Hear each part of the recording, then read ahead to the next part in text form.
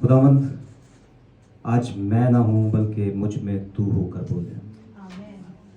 तेरा कलाम खुदावंद जिंदगियों में डिलीवर हो और इस कलाम की डिलीवरेंस के साथ जिंदगियों में से बंधन डिलीवर हो जाए यीशु के नाम में, आमीन। बहुत शुक्रिया पास्टर खालिद, खुदावंद आपको बरकत दे। ये सारी तालियां, ये सारी इज्जत खुदावंद यीशु मसीह के नाम को, आमीन। बड़ा ही जबरदस्त समा बना हुआ था, बेशक, और मैं खुदा का शुक्र अदा करता हूँ कि खुदा का रूह यहाँ पर तख्त लगाए मौजूद है। यीशु मसीह यहाँ मौजूद है। हालेलुया। हालेलुया। उसका आसमान उसका तख्त, जमीन उसके पांव की चौकी। आप उसके कद को नाप सकते हैं, उसकी पहुंच को आप देख सकते हैं, और वो अपने वादे के मुताबिक, कलाम मुकद्दस कहता है कि जहां 2 या 3 मेरे नाम से जमा होंगे मैं वहां। हम 2 हैं या हम 3 हैं, हम उससे कई गुना ज्यादा हैं। हालेलुया। वो क्यों ना हमारे दरमियान मौजूद होगा। हालेलुया। मेरे अजीजों, आइए हम खुदा के जिंदा कलाम को खोलते हैं। आज का वो जिंदा कलाम जो खुदा ने बख्शा ताकि आप तक पहुंचाया जाए।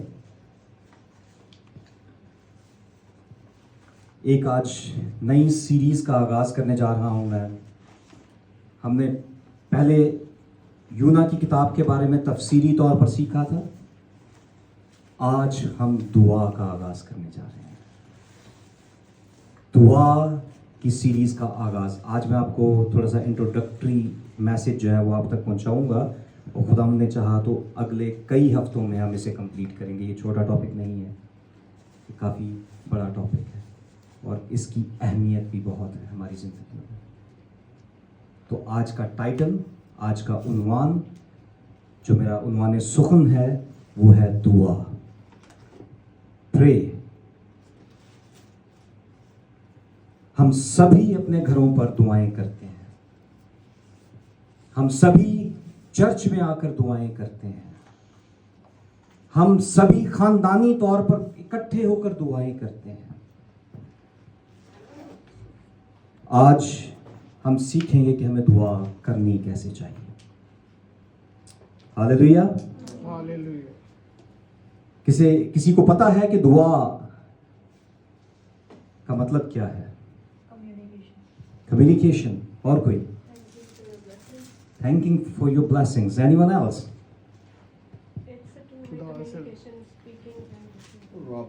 राब्ता, कम्युनिकेशन, टू वे कम्युनिकेशन। आप में से कोई भी गलत नहीं है। पूछने का मकसद इम्तिहान लेना नहीं है। मैं चाहता हूं कि इन्वॉल्व हूं। और आज मैं जो खास तौर पर जिस बात पे जोर दूंगा वो ये है कि हमारी यंग जनरेशन इस पे गौर करे। आप सबसे आज मैं जो है वो खास तौर पर बात करना चाहूंगा। दिल से, अकल से, ईमान से। हालेलुया। खुदा से बात करनी। बहुत शुक्रिया, बहुत शुक्रिया साहब। मैं बड़ा शुक्रगुजार हूँ खुदा यीशु मसीह का, जिसने आज हमें यहाँ वक्त बख्शा। ये कोई इत्तेफाक नहीं, मैं अक्सर ये कहता हूँ, ये खुदा का दिया हुआ वक्त है जिसके वसीला से आज हम यहाँ पर इकट्ठे हुए हैं। और इस वक्त में अगर हम इसका फ़ायदा ना उठाएं तो मैं समझता हूँ कि फिर अच्छी बात नहीं होगी। हाँ जी मेरे अजीजों, उर्दू जुबान में जो किताब मुकद्दस लिखी गई है, इसमें दुआ का लफ्ज तकरीबन 247 दफा, वर्ड प्रे, जो कि in Urdu Bible is mentioned almost 247 times, It appears 247 times in Urdu Bible. लेकिन इंग्लिश में तकरीबन 647 दफा प्रे का लफ्ज या पिटीशन का लफ्ज जो है वो इस्तेमाल हुआ है. कितनी दफा? 647, 647 times. जो नोट करना चाहते हैं वो नोट जरूर कीजिएगा. इससे पहले कि हम आगे बढ़े, मैं आज की मरकजी आयत आपके सामने रखना चाहता हूं. लूका 18 बाब और उसकी पहली आयत. पहली बात तो यह है कि हम सब के पास कलाम मुकद्दस होना चाहिए. जब हम खुदा के घर में आ रहे हैं तो ये वो हथियार है जो हमारे साथ हमेशा. कभी फौजी को देखा है बगैर हथियार के जंग में उतरते हुए? तो हम भी हालत जंग में हैं, वो चाहे रूहानी है. जी, लूक चैप्टर 18 वर्स 1. मैं चाहूंगा कि उर्दू में भी कोई पढ़े और इसके बाद इंग्लिश में मेरे लिए कोई रहनुमाई जरूर करे. जी. फिर उसने इस गर्ज से कि हर वक्त दुआ करते रहना, हर वक्त दुआ करते और हिम्मत ना हारना चाहिए. उससे ये उनसे ये तमसील कही है. हम तमसील की तरफ नहीं जाएंगे. जो हमारी मरकजी आयत है, क्योंकि हमारा टाइटल जो है वो दुआ है, तो हम इसी बात पर रहेंगे. जी, इंग्लिश में कोई मेरे लिए मेरी रहनुमाई कर दे. Go on. And he spat Pharaoh onto them to this end that men always to pray and not to faint. And not to faint. Thank you very much, Jonathan. अल्लाह आपको बरकत दे. अजीजों, यीशु मसीह बात कर रहे हैं और तमसील में. इससे पहले कि वो तमसील कहते, उन्होंने एक बात, फिर उसने इस गर्ज से कि हर वक्त दुआ करते रहना और हिम्मत ना हारना. बड़ी गहरी बात. इस एक आयत के अंदर इतनी गहरी बात छिपी हुई है कि अगर हम उस पर गौर करें तो हमारी जिंदगियां जो है वो कलाम मुकद्दस पर इस्तवार हो जाएंगी. हालेलुया. मेरे अजीजों, जिस बात पे यीशु मसीह जोर दिलाना चाह रहे हैं, जिस बात पे यीशु मसीह उनका ध्यान लगाना चाहते हैं, वो क्या है कि हर वक्त दुआ करते रहना. इतनी आख्या कि सुबह कर ली तो शामी नहीं करनी. कहीं मेंशन है कि दिन में एक दफा कर लेना, उसके बाद भूल जाना. आपको पता है कि हमें कितना वक्त खुदा के हुजूर में 24 घंटों में से देना चाहिए? 2 hours 40 minutes. बड़ा ही अच्छा, जबरदस्त और इजी कैलकुलेशन है. 24 को 10 से तकसीम कर लें तो आपके पास जो है वो क्या आ जाएगा? 10% आ जाएगा. If we divide 24 by 10, you will get the answer 2.4, which means 2 hours and 40 minutes. This is the time we have to spend with our God. ये है टाइम जो हमें 24 घंटों में से खुदा के साथ गुजारने की जरूरत है. मैं अक्सर बेशतर कहता हूं और मैं फिर कहूंगा कि मैं किसी को ये नहीं कहूंगा कि कौन कितना, ये आप खुद जानते हैं और आप अपने आप से वाकिफ हैं. अपना एनालिसिस हमने किताब मुकद्दस को सामने रख के खुद ही कर लेना है. मुझे बताने की जरूरत ना पड़े कि क्या हम इतना वक्त खुदा के हुजूर में देते हैं. रोज दुआ में, बाइबल पढ़ के, हम तो सुना प्रस्तिश करके, क्या हम खुदा के सामने इतना टाइम जाके बैठते हैं उसके पास, या सिर्फ हम 2 मिनट की दुआ करके और उठ के निकल आते हैं?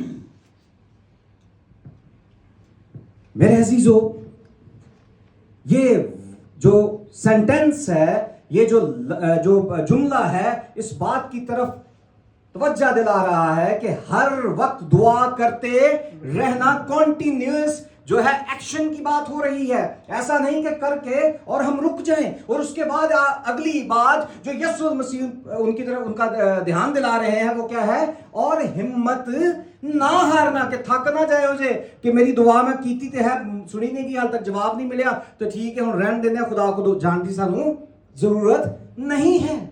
हमें रुकना नहीं है. नॉन स्टॉप अनसीजिंग प्रेयर्स हमारी जो है वो खुदा उनके हुजूर में पेश होनी चाहिए.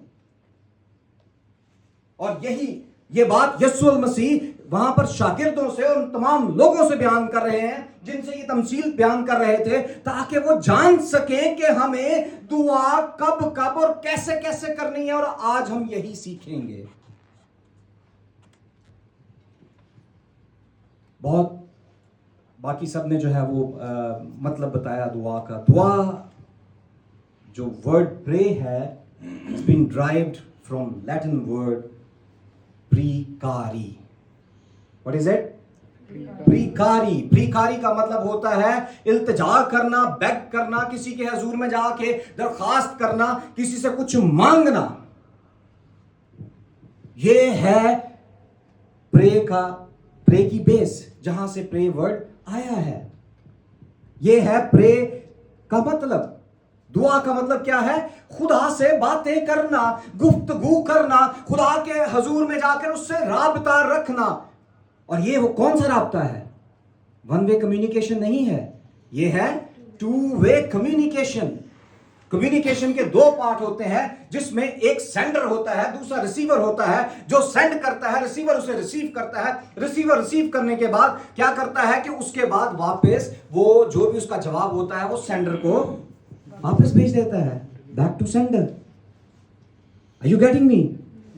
समझ आ रही है सबको? तो मेरे अजीजों, दुआ करने का मतलब राबता कायम करना, कम्युनिकेशन क्रिएट करना, कम्युनिकेशन बहाल करना, कम्युनिकेशन में रहना किसी के साथ। आपने अगर किसी से बात करनी हो, एक छोटी सी मिसाल देता हूं, अगर मुझे नासिर भाई से बात करनी है तो मैं फोन उठाऊंगा, नंबर डायल करूंगा और मैं उनको क्या करूंगा? फोन करूंगा, उनसे बात करूंगा। क्या करता हूं मैं? बात करके नासिर भाई आज मैं नहीं आ रहा, खुदा हाफिज, ऐसा होता है? मैं पहला अपना मैसेज डिलीवर करूंगा, फिर उनका मैसेज उनसे लूंगा वो क्या कहना चाहते हैं, और उसके बाद फिर मैं सुन के उसके बाद हम जो है अपनी जो लाइन है वो मुनक़ता करते हैं, अपना राबता मुनक़ता करते हैं। क्या हम खुदा के साथ ऐसा करते हैं कि अपनी लिस्ट ले जाके खुदा लेके रख देती, मैनू घर भी चाहिए, मैनू गड्डी भी चाहिए, मैनू अच्छे कार, मैनू अच्छे कपड़े भी चाहिए ने, मुझे मेरी नौकरी में इजाफा कर दे, मेरी कमाई पर इजाफा कर दे, और बाद खुदा हाफिज। अभी होता है ऐसा कि अपनी दरखास्तां सिर्फ रख के तैसी ना सही है वापस। जब हम जिस्मानी तौर पर एक दूसरे के साथ मुकम्मल तौर पर राब्ता रखने की कोशिश करते हैं, जो बात कहनी है उसे पूरे तौर पर कहकर फिर उसकी सुनते भी हैं, तो हम ऐसा दुआ में क्यों नहीं करते? दुआ में राब्ता रखने के लिए दोनों को, सेंडर और रिसीवर को, बड़े अलर्ट रहने की जरूरत होती है। हम फिर भी डाउन हो सकते हैं, लेकिन जिसके पास हम सेंड करते हैं, ना वो ऊँगता है, ना वो सोता है, ना उसकी आंख को झपकी आती है, बल्कि उसके कान हमेशा हमारी दुआओं पर लगे रहते हैं। हालेलुया। और जब उसके कान हमारी दुआओं पर लगे रहते हैं तो ऐसी जवाब थे क्यों नहीं कान लगा ले। अगर हम ऐसा करते हैं तो मेरे अजीजों बहुत अच्छी बात है।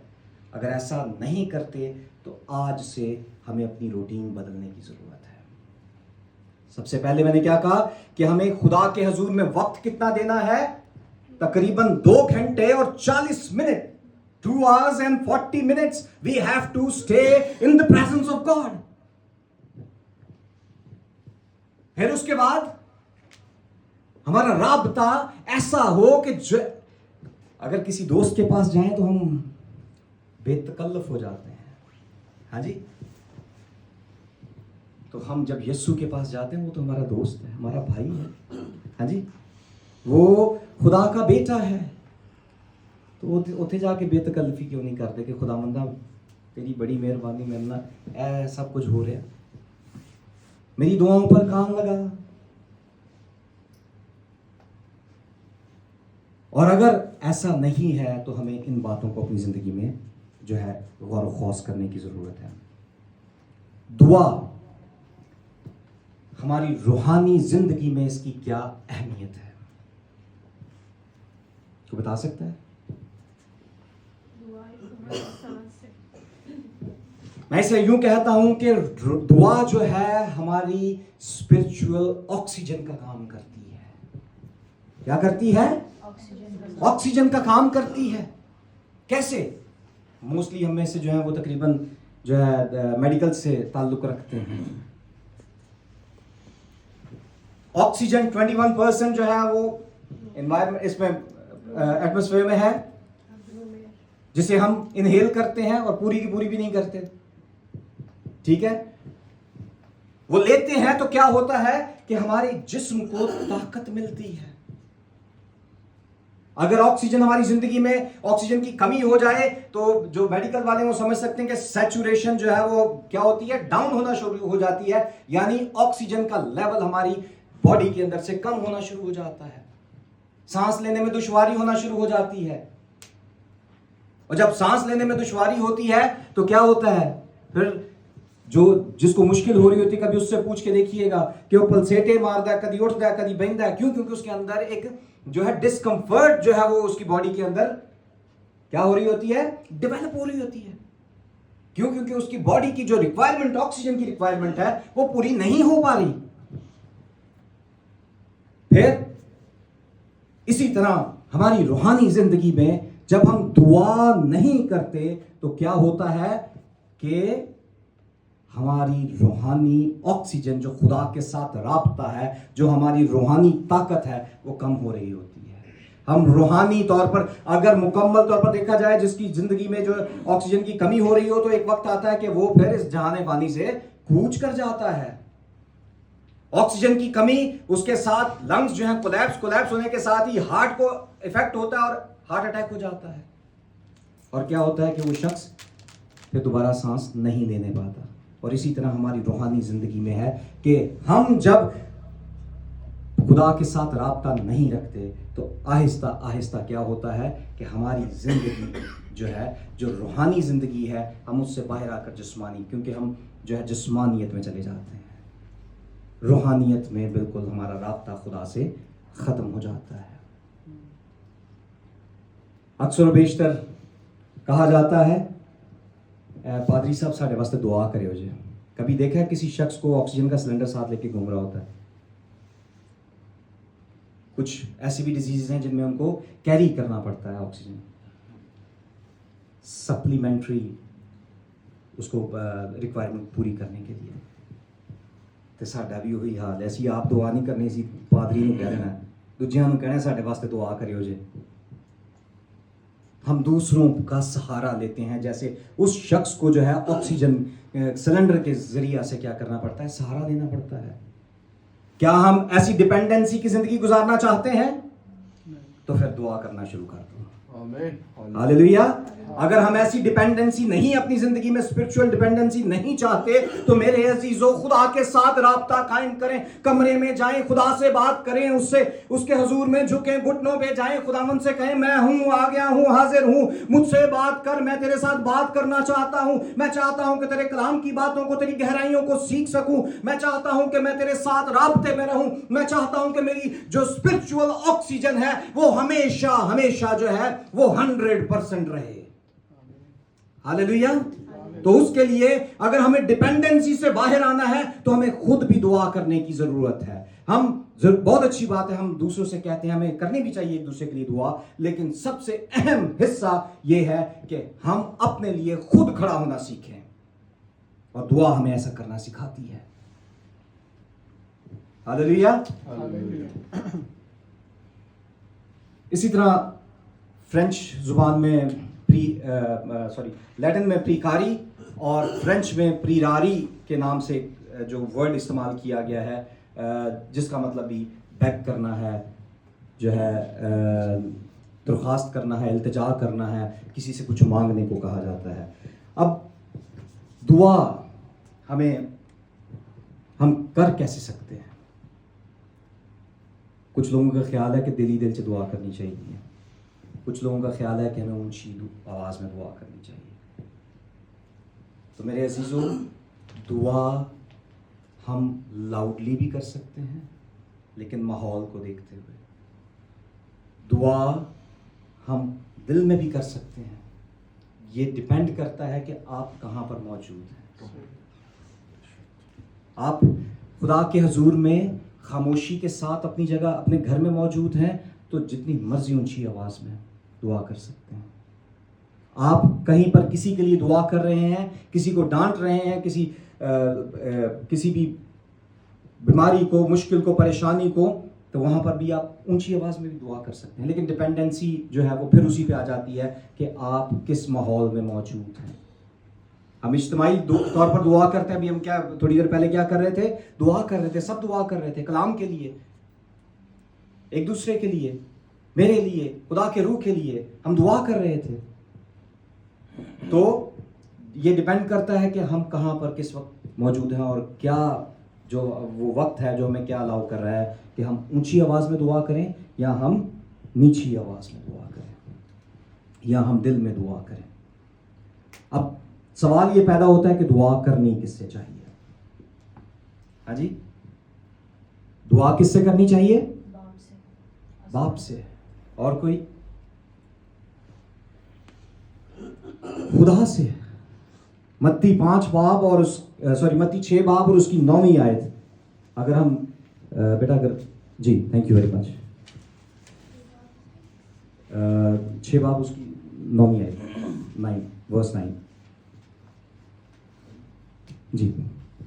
बस तुम इस तरह दुआ किया करो कि ऐ हमारे बाप तू जी, जो बहुत आसमान पर शुक्रिया। है, तेरा नाम पाक माना जाए। आमीन। बस तुम इस तरह दुआ किया करो कि आए हमारे बाप। किससे दुआ करनी है? बाप से। क्या किसी और को चले जाओ दुआ करने वास्ते? किसी और का नाम लेने के लिए कहा है उससे दुआ करें? ये बाइबल की बात है, मैं कोई अपने को गल नहीं बना रहा। बाइबल हमें सिखाती है कि हमें बाप से दुआ करने की जरूरत है। कोई वास्ता विच पाने की लोड़ नहीं है। अगर हम दुआ हमें बाप से करनी है, लेकिन किसके नाम से करनी है? यीशु के नाम से। यूहन्ना 16 बाब और उसकी 24वीं आयत। John chapter 16 verse 27। मैं चाहता हूं कि मैं बाइबल की सैर करवाऊं आज आपको बताऊं इन हवालों से कि ये हवालों के वसीला से जो है मैं कोई अपनी तरफ से कोई बात घड़ कर नहीं लेकर आया। ये कलाम की बातें हैं जो मैं आप तक पहुंचाना चाहता हूं। जी, अब तक तुमने मेरे नाम से कुछ नहीं मांगा, मांगो तो पाओगे ताकि तुम्हारी खुशी पूरी हो जाए। खुशियां लेने वास्ते किधर को जाना है? मांगना बाप से है। लेकिन अक्सर बेशतर अगर आप गौर करें, जब हम दुआ के आखिर में कहते हैं मांगते हैं यीशु मसीह के नाम में, और यही बात हमें यहां पर यूहन्ना सिखाता है कि हमें बाप से दुआ करनी है, लेकिन मांगनी हमें यीशु के नाम में है। फिर मैं वही बात कहूंगा, कोई वास्ता होर नहीं किते भी दिता होया कि ओदे वास्ते सानू माफ कर दे। हमें कोई खुशी चाहिए, हमें किसी और के पास जाने की जरूरत नहीं है। अपने बाप के पास जाएं और जो कुछ भी मांगे यीशु के नाम से मांगे और कहें कि मेरी खुशी पूरी कर। मैं ये चाहता हूं, मुझे ये चाहिए, ये बातें मेरी जिंदगी में होनी चाहिए। मैं चाहता हूं कि मैं रूहानी तौर पर बेदार रहूं। मैं चाहता हूं कि मैं रूहानी तौर पर जो है नूर में चलता चला जाऊं। और ये होगा कब? जब हम बाप से मांगेंगे। और क्या होगा साथ? हम यीशु के नाम से मांगेंगे। हालेलुया। अब अगली बात करनी कैसे है? हम वापस उसी आयत पे जाएंगे, मत्ती 6 बाब और उसकी 5वीं आयत और 6ठी आयत। ये आज सिर्फ मैं वो समझने के एक ब्रिज बना रहा हूं। नेक्स्ट जब भी मौका मिला फिर मैं जो है इसको प्रॉपरली एक्सप्लेन करूंगा, हर एक चीज को वाज़िया तौर पर। जी। और जब तुम दुआ करो तो रियाकारों की मानिद ना बनो। जब तुम दुआ करो तो रियाकारों की मानिद ना बनो, क्योंकि वो इबादत खानों में और बाजारों के मोड़ों पर खड़े होकर दुआ करना पसंद करते हैं। क्योंकि वो बाजार इबादत खानों और बाजारों के मोड़ों पर खड़े होकर दुआ करना पसंद करते हैं, ताकि लोग उन्हें ये देखें। मैं तुमसे सच कहता हूं कि वो अपना अजर पा चुके। वो अपना अजर जड़ा बखावा करता है उन्हें अजर पा लिया। दुआ करने के लिए बेटा आप लोग समझ रहे हैं मेरी बात को? आर यू गेटिंग मी?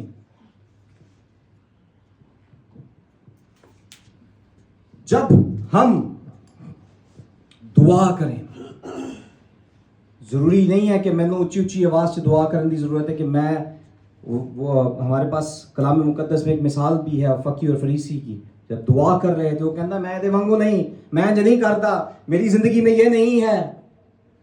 हमें किसी को दिखाने की जरूरत नहीं है।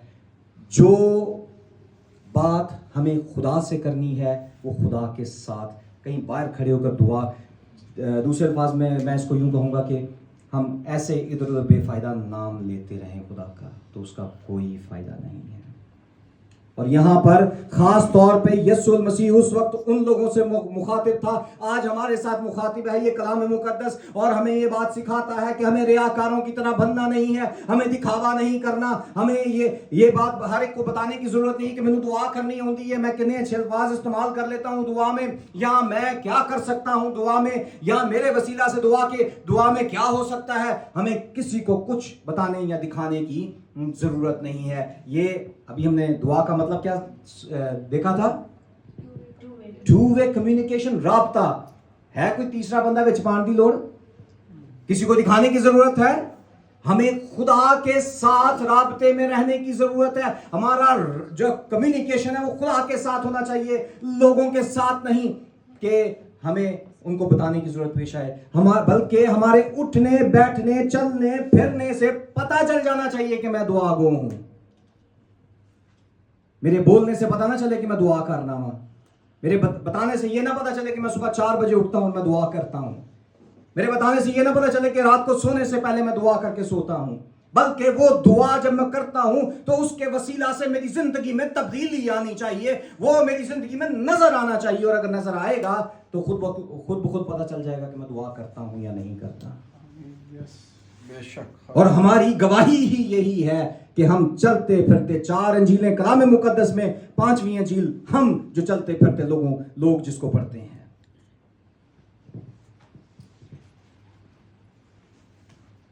अब अगली बात, करनी कितनी बार चाहिए। अभी हमने पहले हवाला जो देखा था 18 बाब और उसकी पहली आयत के हर वक्त, ये यीशु मसीह के अल्फाज थे। अब अगर हम पौलुस रसूल की मार्फत देखना चाहें तो पहला थस्सलुनीकियों 5 बाब और उसकी 17वीं आयत, जिसमें क्या लिखा है, बिला नागा दुआ करो। कितने आख्या के नागा करके दुआ करनी है, बिला नागा दुआ में कोई नागा नहीं होना चाहिए। हमें दुआ करनी है, खुदा के साथ राब्ता रखना है। हमें किसी के साथ राब्ता रखना हो तो हमें जब जब भी जरूरत पेश है हम उसके साथ फोन पे बात करते हैं। और इसी तरह हमें खुदा के साथ राब्ता रखने के लिए क्या करना है कि हमें बिला नागा, जी थस्सलुनीकियों, हाँ जी थस्सलुनीकियों दुआ करें, हाँ जी बिला नागा दुआ करें कि हमारी दुआ जो है वो सीज नहीं होनी चाहिए। हमारी दुआ जो है वो सीज नहीं होनी चाहिए, रुकनी नहीं चाहिए। हमारी दुआ खुदा के साथ जारी और सारी रहनी चाहिए। हमारे पास मिसालें भरी पड़ी हैं कलाम मुकद्दस के अंदर। हम अगर कलाम मुकद्दस पे गौर करें, पैदाइश से लेकर मुकाशफा तक हमें कई ऐसे हीरो नजर आते हैं जो दुआ के वसीला से खुदा को पसंद आए। तो क्या हम सिर्फ इसे रिवाजी तौर पर करना चाहते हैं या रस्मी तौर पर करना चाहते हैं? अगर ऐसा करना चाहते हैं तो हम वैसे ही रियाकार हैं जैसे वो फकीर और फरीसी थे। और अगर हम ऐसा नहीं करना चाहते तो हम खुदा के साथ मुकम्मल तौर पर राब्ते में रहेंगे। अब अगली बात, दुआ को कैटेगराइज किया गया है, क्लासिफिकेशंस हैं दुआ की दर्जा बंदियां हैं। सबसे पहले शख्सी दुआ। कौन सी दुआ? शख्सी दुआ, इंडिविजुअल प्रे, जिसमें मैं अकेला, दूसरा कोई शामिल नहीं, मैं ते मेरा खुदा। जब हम इसको डिटेल में देखेंगे तो फिर मैं इसके हवाले से फिर आपको डिटेल में एक्सप्लेन करूंगा।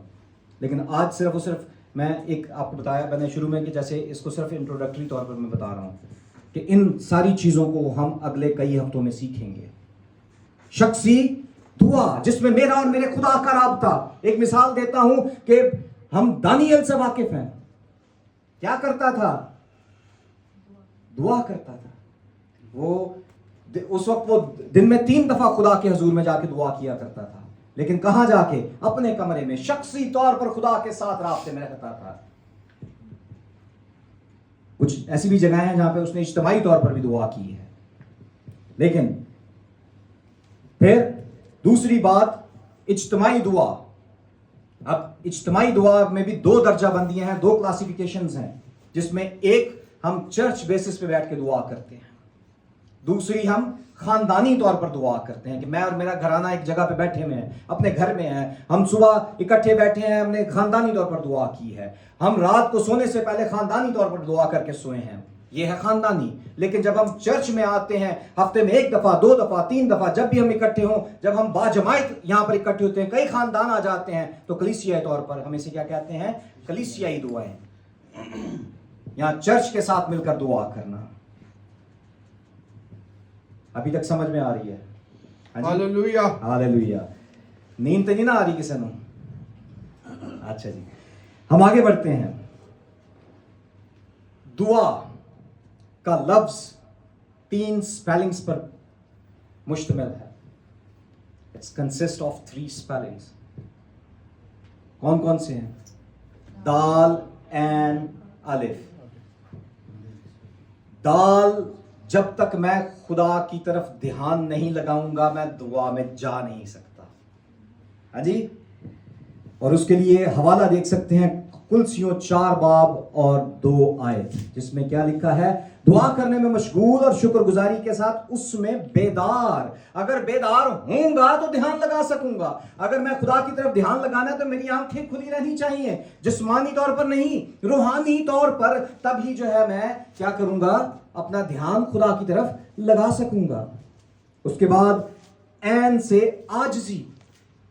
2 क्रॉनिकल्स, दूसरा तवारीख 7 बाब उसकी 14वीं आयत। हमें खुदा के हजूर में दुआ करने के लिए सबसे पहले क्या करना है? ध्यान लगाने की जरूरत है। और दूसरी बात, हमें जो है खुदा के हजूर में जो है वो आजिज़ी के साथ, दाल से ध्यान, एन से आजिज़ी। इंग्लिश वालों के लिए भी बोलता हूं मैं, थोड़ा सा मुझे टाइम दीजिएगा, अभी पहले उर्दू में जरा एक्सप्लेन कर लूंगा। एन से आजिज़ी, दूसरा तवारीख 7 बाब और उसकी 14वीं आयत, जिसमें तब मेरे लोग जो मेरे नाम से कहलाते हैं खाकसार बनकर दुआ करें, खाकसार बनकर, और खाकसार बनकर दुआ करें, यानी आजिज होकर खुदा के हजूर में। आकड़ नाल नहीं कि मैं मेरे वर्गा बंदा को नहीं खुदावंदा, मैं बहुत गुनाह कर चुका हूं, लेकिन अब मैं उसमें रहना नहीं चाहता। डाउन टू अर्थ हमें होने की जरूरत है, आजिज हो जाने की जरूरत है। हमारे अंदर कोई फखर ना हो। कलाम मुकद्दस कहता है, पौलुस रसूल कहता है, फखर करूं तो किस बात पर? मेरा तो कुछ भी नहीं है। हमारे अंदर जो, हमारे नथनों में जो दम है, वो क्या हमारा है? ये जिस्म हमारा है। जब हमारा कुछ भी नहीं तो मैं फखर केड़ी शायते करा? जब हमारे अंदर अपना कुछ है ही नहीं, तो हमें आजिज़ी के साथ खुदा के हजूर में झुकने की जरूरत है। फिर याकूब 5 बाब और उसकी 16वीं आयत, और दुआ का आखिरी अल्फाबेट, आखिरी इकरार। दुआ करने के लिए हमें उससे पहले इकरार करने की जरूरत है कि मैं कुछ भी नहीं हूं, नासरी के सिवा मैं कुछ भी नहीं। हाँ जी, उसके बगैर मैं कुछ भी नहीं हूं। और जब हम याकूब 5 बाब और उसकी 16वीं आयत में पढ़ते हैं तो क्या लिखा है? बस तुम आपस में एक दूसरे से अपने गुनाहों का इकरार करो और एक दूसरे के लिए दुआ करो, ताकि शिफा पाओ। रास्तबाज की दुआ कैसे बहुत कुछ हो सकता है। हाँ जी, बस तुम आपस में एक दूसरे से अपने गुनाहों का, अगर आपस में कोई गलती खता है तो उसकी माफी मांगकर आगे बढ़ें। कलाम मुकद्दस कहता है, जा पहले अपने भाई से माफी मांग और फिर आकर जो है, तभी तेरी दुआ जो है वो क्या होगी? कबूल होगी। और जब कर लेगा तो उसके बाद फिर आके खुदा के हजूर में माफी मांगना। तो ये 2 वे स्टेप्स हैं। जैसे वो आजकल वेरिफिकेशन के लिए आते हैं ना, 2 वे वेरिफिकेशन स्टेप्स, इसी तरह हमें दुआ को कामयाब या मौसर बनाने के लिए हमारी जिंदगी में सबसे पहले हमारा फोकस खुदा के ऊपर होना चाहिए, उसके बाद हम आजिज हो जाएं और इकरार करके खुदा उनके हजूर में हाजिर हों कि मैं तेरे हजूर में आकर मांगता हूँ, गुनाहों को तेरे हजूर में खुदा मैं मांग लेता हूँ कि तू मुझे रिहा कर दे। और वैसे तो दूसरे तवारीख में भी इस बात का इकरार किया गया है, लिखा गया है कि हमें अपने गुनाहों का इकरार करके जो है खुदा उनके हजूर में हाजिर होने की ज़रूरत है। तो ये था उर्दू में दुआ के जब हम स्पेल आउट करते हैं। इसी तरह अगर हम इंग्लिश में वर्ड प्रे को वन बाय वन हम अगर एक्सप्लेन करें तो उसमें भी हमें दुआ करनी कैसे चाहिए। वो तो था कि हमें दुआ हमारी मुअस्सर कैसे हो सकती है। अब दुआ, हमारा खुदा संजीदगी का खुदा और हमारा खुदा तरतीब का खुदा। आमीन। प्रे में 4 अल्फाबेट्स हैं, PRAY। हमें किसी से कुछ चाहिए हो तो जानते हो कि यार मैंने शायद चाहिए आइए ਉਹਦੇ ਕੋਲ ਜਾ ਕੇ ਪਹਿਲਾਂ ਉਹਦੀਆਂ ਤਾਰੀਫਾਂ ਦੇ ਪੁੱਲ ਬਣਨੇ ਆ, ਭਾਵੇਂ ਉਹਦੇ ਕੁਝ ਹੋਵੇ ਭਾਵੇਂ ਨਾ ਹੋਵੇ। ਹਾਂਜੀ, ਉਹ ਭਾਈ ਜੀ ਤੁਹਾਡੇ ਵਰਗਾ ਕੋਈ ਬੰਦਾ ਹੀ ਕੋਈ ਨਹੀਂ। ਹਾਂਜੀ, ਤੁਸੀਂ ਹੋ सब कुछ, क्योंकि हमें उससे कुछ चाहिए। तो जब हम अपने खुदा के पास जाते हैं तो जानते ही अपनी जी शॉपिंग लिस्ट सामने रख दी थी। जब हम दुनियावी तौर पर एक दूसरे की तारीफ करना भूलते नहीं है तो हम खुदा की तारीफ क्यों ना करें। तो पी से प्रेज, और इसी में हम जब खुदा की प्रेज करते हैं, हमें अपनी दुआ का आगाज ये अपनी जिंदगी में ये जो है लाएअमल बना लीजिए कि जब हम दुआ करें तो अपनी दुआ का आगाज प्रेज से कीजिए। उससे कहें खुदावंद तू कैसा मुहीब खुदा है, तू खुदावंदों का खुदा है, तू रब्बे जुल जलाल है, तेरे जैसा और कोई इस दुनिया में है नहीं। मैं उसके बाद इसी प्रेज के साथ आप उसकी शुक्रगुजारी भी कर सकते हैं कि मैं तेरा शुक्र करता हूं कि तूने मुझे आज का दिन दिया, तूने मुझे ये वक्त बख्शा, तूने मुझे फैमिली बख्शी है, तूने घर दिया है, गाड़ी दी है, नौकरी दी है, सब कुछ मेरी जिंदगी में है, सेहत है, तंदुरुस्ती है। मैं इन सब बातों के लिए तेरा शुक्र अदा करता हूं। आमीन। तो पहली जो हमारा दुआ का आगाज है वो ऐसे होना चाहिए कि हमें दुआ कैसे करनी है। हम खुदा की तारीफ और तमजीद, हम इबादत का आगाज करते हैं खुदावंद की तारीफ और तमजीद से। हम उसकी क्या करते हैं, तारीफ करते हैं। हम तो सना की गीत गाते हैं, हम उसे उसके हजूर में आके उसकी तारीफ करना शुरू कर देते हैं कि वो कैसा मुहीब है, वो बादशाहों का बादशाह, वो पनाह है हमारी, वो हमारा कला है। ये उसकी तारीफ है ना।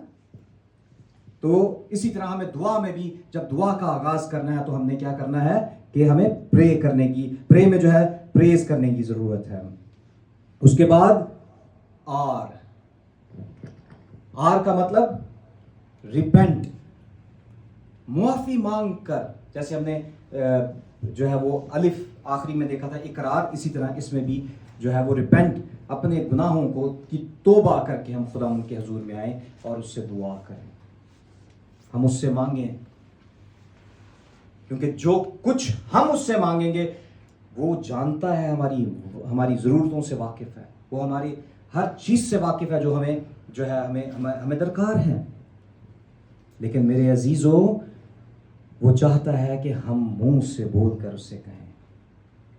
कहता है कलाम मुकद्दस बताता है मत्ती 7:7 आयत, मांगो तो दिया जाएगा। बच्चा भी रोवे ना तो मां दूध नहीं पियांदी। हाँ जी। तो हमें भी खुदा के हजूर में पुकारने की जरूरत है, उससे कहने की जरूरत है कि मुझसे गलती हो गई है, मैं माफी चाहता हूं। आगे से मेरे होंठों पर पहरा बिठा, मेरे ख्यालात पर पहरा बिठा, मेरी सोचें तेरी सोचें हो जाए, मेरी सांसें तेरी सांसें हो, मेरी बातें तेरी बातें हो, मेरा उठना बैठना चलना फिरना तेरा ही तेरा हो, मुझ में कुछ मेरा कुछ भी ना हो। तो तौबा करके, यानी हमें अपनी गलतियों का इकरार करके हम उसके हजूर में आए। आर से रिपेंट, और उसके बाद ए आस्क। इसमें भी 2 कैटेगरीज हैं, इसमें भी 2 बातें हैं, इसमें भी 2 दर्जाबंदियां हैं। नंबर 1 कि हम अपने लिए मांगे, शख्सी तौर पर जब हम झुकेंगे तो हम अपने लिए मांगेंगे। जो दरख्वास्तें हमारे पास आई हुई होंगी हम उनको दुआ में रखकर हम दूसरों के लिए भी मांगेंगे। और कलाम मुकद्दस कहता है कि एक दूसरे की शिफायत करते रहना चाहिए। हाँ जी, और हमें शिफायत करनी है, पर एक के लिए, दूसरे के लिए। सबसे पहले अपने आप को खुदा के हुजूर में रखें। अगर मेरे पास कुछ होगा तो मैं किसी को कुछ दे सकूंगा ना। तो जब मैं अपने लिए मांगूंगा, मेरे पास आएगा, तो फिर ही मैं किसी के लिए, अगर मेरे पास कोई आए कि जी 10 पाउंड दे दे, तो मेरे को होने के तो मैं दूंगा किसी को। जब मेरे पास है ही नहीं तो मैं किसी को दूंगा क्या? तो उससे पहले मुझे अपने आप को प्रिपेयर करने की जरूरत है। इससे पहले कि मैं किसी के लिए मांगूं, मेरे पास वो होना चाहिए, और वो है दुआ की बरकत, वो है कलाम की बरकत, वो है रूह कुद्दस की बरकत। ये रूहानी बातें हो रही हैं सारी।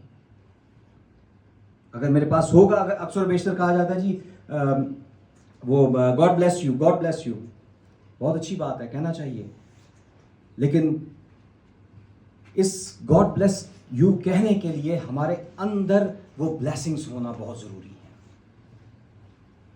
वरना ये लफ्जी तौर पर होगा गॉड ब्लेस यू।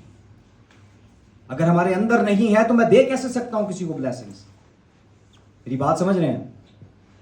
तो ब्लेसिंग्स देने के लिए अगर आप एक ग्लास को भरें और जब वो भर जाएगा और उसी ग्लास के अंदर रहेगा, तो वो फिर उसी ग्लास के अंदर ही रह सकता है, वो बाहर नहीं जा सकता। और जब वो ग्लास ओवरफ्लो होना शुरू हो जाएगा, वो जब ग्लास लबरेज होना शुरू हो जाएगा, तो क्या होगा कि वो पानी उसमें से जब निकलेगा तो वो दूसरों के लिए भी काम आ सकेगा। इसी तरह अगर मेरी जिंदगी में, अगर मैं कलाम से लबरेज नहीं हूं, मेरी जिंदगी में कलाम ओवरफ्लो नहीं कर रहा, या मेरे अंदर खुदा की दी हुई बरकतें मौजूद नहीं है, तो मैं दूसरों को बरकतें कैसे दे सकता हूं?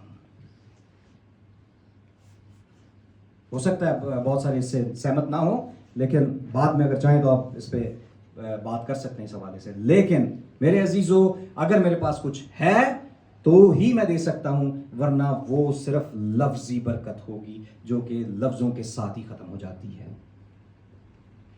हालेलुया।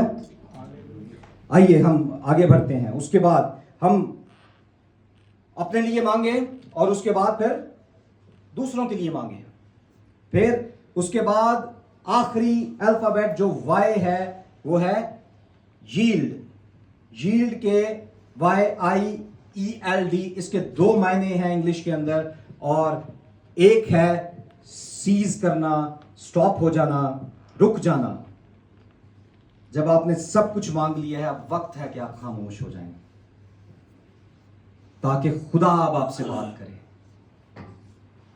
जब आपने सब कुछ, अपनी दरखास्तें खुदावंद के हुजूर में रख दी, आपने प्रेज भी कर ली, उसके हुजूर में आपने तौबा भी कर ली, उसके हुजूर में आपने मांग भी लिया है, और उसके बाद अब वक्त है कि आप खामोश हों और खुदा अब आपसे बोले।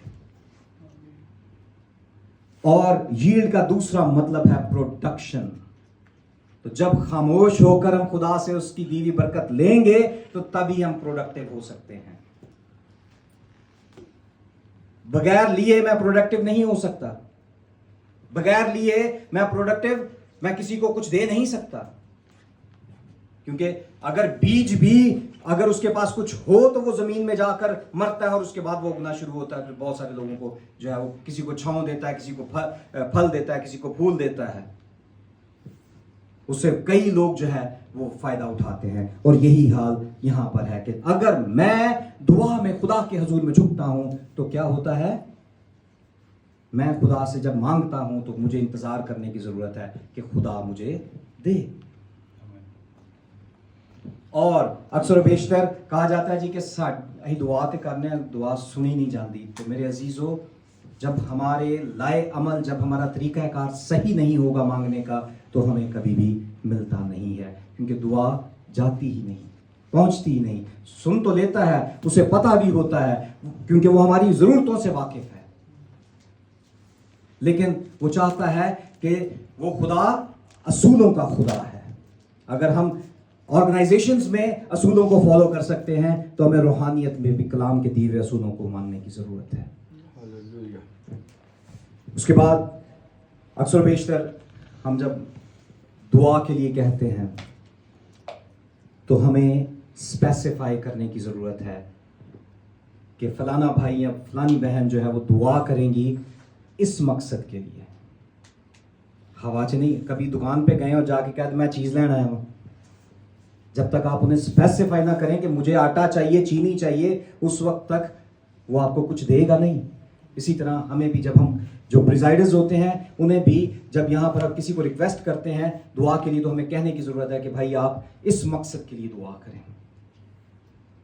और जो दुआ करने वाला है उसको भी इस बात को ज़हन में रखने की ज़रूरत है कि जब दुआ करे तो सिर्फ उसी मकसद के लिए इधर उधर फिरने की ज़रूरत नहीं है। जो मकसद दिया जाए उसी मकसद के लिए दुआ करके आमीन कर दें, ताकि हम उन असूलों को जो कलाम मुकद्दस के हैं उनको फॉलो कर सकें। क्यों? मैंने क्या कहा कि हमारा खुदा तरतीब का खुदा है, वो संजीदगी का खुदा है। वो वक्त नहीं है कि असी अपना आप दसी के मैनू किन्नी को दुआ होंदी है। जब आपका वक्त आएगा वो आपका शख्सी दुआ का वक्त है, उस वक्त जाके आप खुदा के साथ बात करें। लेकिन जब यहां पर जिस मकसद के लिए कहा जाए उस मकसद के लिए दुआ की जाए। फिर अगर हमें कुछ खुदा के हुजूर में शख्सी तौर पर मांगना है तो वो हमें अपने शख्सी टाइम में मांगने की जरूरत है कि ये चीज हमारी जिंदगियों से खत्म कर दे, या ये चीज मेरी जिंदगी में नहीं होनी चाहिए। ये मेरी शख्सी दुआ है, ये चर्च की दुआ नहीं है। चर्च की दुआ है कि हम यहां पर इज्तिमाई तौर पर जिस मकसद के लिए इकट्ठे हुए हैं सिर्फ उसी मकसद के लिए जो है दुआ की जाए। या अगर हम कहीं दुआया ग्रुप में बैठे हैं, जो मकसद वहां दिया जाए उस मकसद के लिए दुआ की जाए।